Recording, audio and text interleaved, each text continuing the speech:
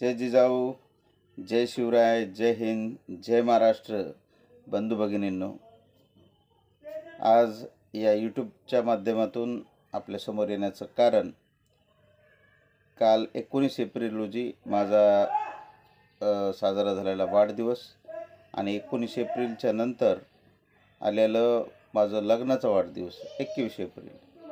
आणि या वर्षीच्या माझ्या वाढदिवसाची विशेषता अशी आहे, मी सहसा वाढदिवस आणि या गोष्टीवर व्हिडिओ बनवत नाही, परंतु विशेषता अशी आहे की आपण तिथी ज्याला म्हणतो आपल्या हिंदू संस्कृतीप्रमाणे तिथी बऱ्याच प्रमाणात आपल्या लोकमानसांमध्ये ग्रामीण भागांमध्ये विशेषतः तिथीला फार महत्त्व आहे. बरेच जण तिथीला पण अनेक जण आहेत तिथीला पण आपला वाढदिवस साजरा करतात. आधी विशेषता अशी आहे की आमचे ग्रामदैवत गोकुळनाथ महाराज, ज्यांच्या गोकुळनाथ महाराजाचा महिमा असा आहे की आमच्या संपूर्ण पिंगळी गाव असो की आजूबाजूच्या पंचक्रोशातील अनेक गावे जाता येता अनेकांना माहिती आहे, गोकुळनाथ महाराजाचं दर्शन घेतल्याशिवाय लोक जात नाहीत. आणि सर्वांची भावना आहे, जागृत असलेलं देवस्थान आहे.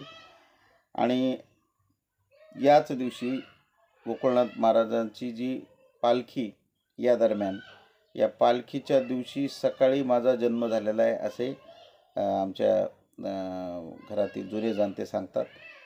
आमच्या आईचं म्हणणं असंच आहे की गोकुळनाथाच्या पालखीच्या दिवशी सकाळी माझा जन्म झालेला आहे.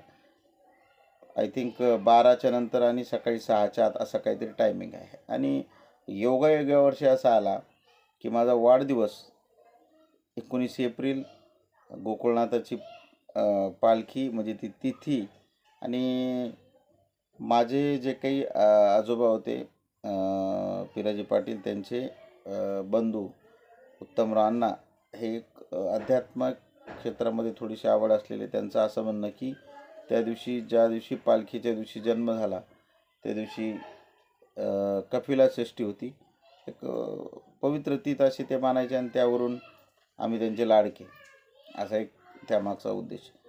आणि या दृष्टिकोनातून संबंध महाराष्ट्रातून आलेल्या वाढदिवसासाठी आलेल्या शुभेच्छा, वाढदिवस तसेच आमच्या लग्नाच्या वाढदिवसासाठी आलेल्या शुभेच्छा, या सर्व शुभेच्छांचा आम्ही अगदी तहे दिल से आपण स्वीकार करतो.